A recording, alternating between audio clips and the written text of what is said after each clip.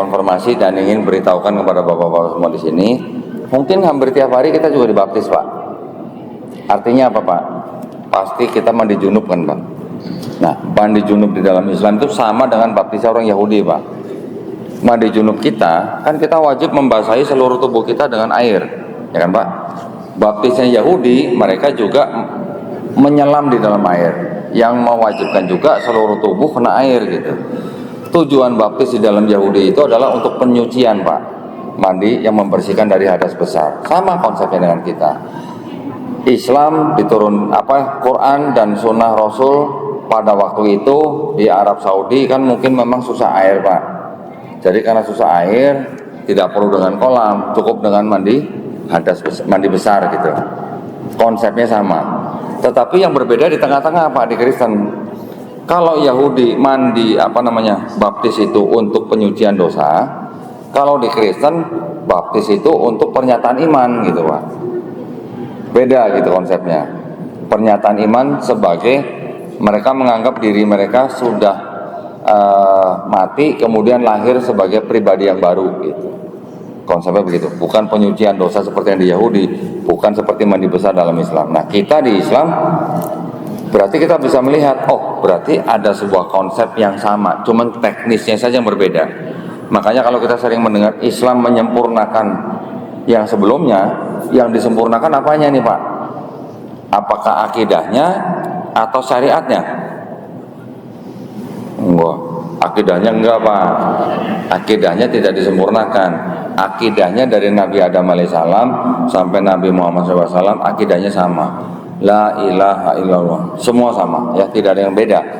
Nabinya banyak, pesannya satu. Tapi yang disempurnakan adalah syariatnya, Pak. Syariatnya di sini maksudnya dalam hal ibadah, muamalah, syariat-syariat yang sudah ditentukan dari zaman Bani Israel disempurnakan di dalam Quran dan Sunnah Nabi. Itu, Pak, ya. Jadi baptis dan mandi besar itu kurang lebih sama, Pak. Silakan yang lain. Nah, ini silakan bukunya langsung diambil, Pak. Nanti daripada lupa, Pak. Silakan. Mana duluan ini? Ya.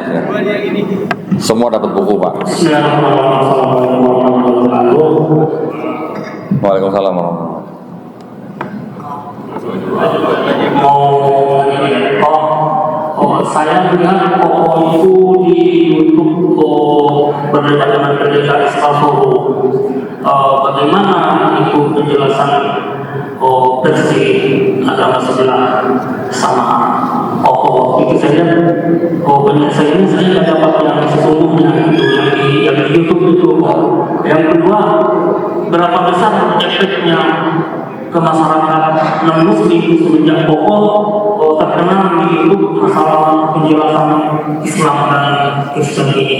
Baik, tadi yang ditanya pendeta Esra Soru kenapa menjawab? Saya lihat sama pendeta itu berbeda Ya. YouTube menjelaskan masalah semua masalah Islam dan Kristen dua-duanya itu. Oh tidak. Yang waktu itu kita bahas itu dibatasi dengan topik Yesaya 53. Yesaya 53 aja. Jadi tidak membahas Islam. Hanya sedikit dia mengatakan bahwa apakah Islam memandang bahwa Yesaya 53 itu juga untuk Nabi Muhammad SAW. Saya katakan tidak, gitu ya. Saya katakan tidak, kenapa? Karena kita tidak mau seperti Kristen yang dalam tanda kutip memperkosa perspektifnya Yahudi, ya, menafsirkan kitabnya orang Yahudi, kemudian dijadikan separuhnya kitab Kristen. Kita nggak mau begitu, ya. Walaupun tadi kan saya sudah mengatakan begini, Taurat, Zabur, Injil itu kan setelah dipelajarin itu ternyata bukan Bible-nya Yahudi, bukan Bible-nya Kristen. Jadi buat apa lagi kita harus nyari-nyari ada nubuat Nabi Muhammad SAW di kitabnya Yahudi dan Kristen gitu. Jadi kalau di Quran surat Al-A'raf ayat 157 dikatakan mereka beriman kepada Nabi yang ummi yang namanya tertulis di dalam Taurat dan Injil. Nah sekarang kitabnya Yahudi dan Kristen ada nggak nama Nabi Muhammad SAW? Tidak ada, Pak. Tidak ada, ya. Kalau ada teman-teman kita yang mengatakan ada namanya Muhammadim di Kidung Agung 516, ya. Kalau kata itu kita ganti atau kita terjemahkan dengan kata Muhammad, kemudian kata itu dipakai di 12 ayat di dalam Perjanjian Lama, semua diterjemahkan dengan kata Muhammad, artinya kan berantakan Pak. Jadi Muhammadim di dalam kata bahasa Ibrani itu artinya memang yang dipuji atau yang terpuji. Oke. Kita bukan nggak mau ada nubuat Nabi Muhammad SAW di dalam kitab mereka, bukan Pak. Mau ada atau tidak ada pun tidak mempengaruhi Quran gitu. Ada nubuat Nabi Muhammad SAW di kitabnya orang Yahudi atau Kristen atau tidak, Quran tetap benar gitu loh Pak. Bukan berarti jadi salah gitu. Karena yang dimaksud Quran, Taurat, Injil itu bukan Bible-nya Yahudi, bukan Bible-nya Kristen, tapi wahyu-wahyu, hukum, ketetapan, perintah yang diberikan Allah SWT kepada Nabi dan Rasulnya untuk Bani Israil pada zaman itu aja.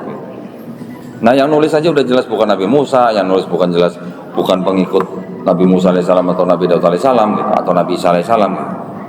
Ya, jadi waktu itu yang kita bahas hanya Yesaya 53. Kemudian saya membuktikan begini Pak.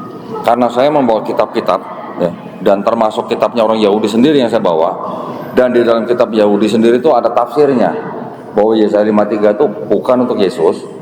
Jadi saya membuktikan di depan pendeta, juga di depan penonton yang hadir, juga di video di YouTube, kepada siapapun yang menonton, orang Yahudi punya otoritas untuk menafsirkan ayat-ayat mereka sendiri, betul kan? Quran siapa Pak yang berhak menafsirkan? Ya mufasir gitu kan, kalangan Islam. Kita terima nggak kalau Quran ditafsirkan oleh orang bukan Islam dengan pemahaman mereka sendiri, yang mungkin nggak bisa bahasa Arab gitu? Gimana Pak? Kita ketawain ya. Nah, tetapi yang terjadi adalah kitabnya orang Yahudi ini, yang mana yang berhak menafsirkan ya hanya orang-orang Yahudi karena mereka yang menulis ya, mereka yang menyusun. Tiba-tiba ada orang di luar Yahudi atau mungkin juga orang Yahudi juga sebenarnya, tapi yang berpahaman beda, yang sudah terpapar paganisme, sudah terpapar Helenisme, menafsirkan kitab yang sama dengan pemahaman yang berbeda. Yang satu bilang ini untuk Yesus, yang satu bilang untuk bangsa Israel gitu. Kan beda. Nah ini yang menjadi permasalahan sebenarnya antar Yahudi dan Kristen. Efeknya, kalau efeknya sebenarnya sebelum debat itu pun sudah ada efek daripada dakwah-dakwah kita. Sebelum-sebelumnya juga saya sudah berdebat dengan pendeta-pendeta lain. Efeknya alhamdulillah sampai sekarang hampir setiap hari saya terima tamu Pak. Saya jadi nggak sempat mengurusin perusahaan jadinya. Ada yang ngurusin. Sudah ada staffnya. Alhamdulillah hampir setiap hari saya terima tamu. Tapi bukan hanya umat Kristen saja yang datang ke saya Pak. Dari umat Islam juga ada. Ya. Yang umat Islam ngapain? Ada yang bawa anaknya mau murtad, bahkan ada yang bawa anaknya sudah murtad, bahkan ada yang bawa adiknya atau saudaranya yang ateis atau agnostik, ada juga. Tetapi yang dari kalangan Kristen juga banyak yang datang ke saya. Mereka yang datang ke saya ya pada intinya mereka adalah orang-orang yang berpikir gitu ya. Ada yang datang ngobrol 2 jam, 3 jam, 4 jam, pulang nggak sadat. Ada yang datang bicara 1 jam, 2 jam bersadat juga ada. Tetapi yang pulang nanti juga ada lagi yang setelah 2 minggu datang lagi, diskusi lagi, sadat ada. Bahkan ada yang dari Jawa datang sengaja ke tempat saya, bilang kok boleh nggak? Saya pengen izin foto Bible Kodondi yang kuno-kuno gitu. Boleh, silakan datang. Datang di foto-foto Bible saya. Di foto-foto, habis itu dia apa? Dia bikin karya tulis. Ini orang Katolik nih, ya masih muda loh, masih muda, perempuan dari Semarang. Setelah foto, dia bikin karya tulisnya buat siapa? Buat debat sama orang tuanya. Saya nggak ikutan debat sama orang tuanya, yang debat si anak ini gitu ya. Debatnya selama 2 bulan Mas. Selama 2 bulan. Setelah 2 bulan, anak ini datang lagi ke tempat saya, minta disadatkan. Dalam perjalanan ke tempat saya tuh di sepanjang jalan masih berdebat sama orang tuanya di WA. Ditunjukin ke saya. Nih Om, tadi saya masih berdebat tuh di jalan. Masya Allah. Ya, kita tidak pernah bisa memaksakan hidayah kepada siapapun, karena hidayah milik Allah Subhanahu Wa Taala. Mutlak, itu mutlak ya. Allah Subhanahu Wa Taala mau memuslimkan semua manusia di bumi kan gampang, mudah. Tapi enggak gitu, kenapa? Ya inilah kita harus berdakwah gitu. Ya, gitu Mas kira-kira jawabannya. Ya.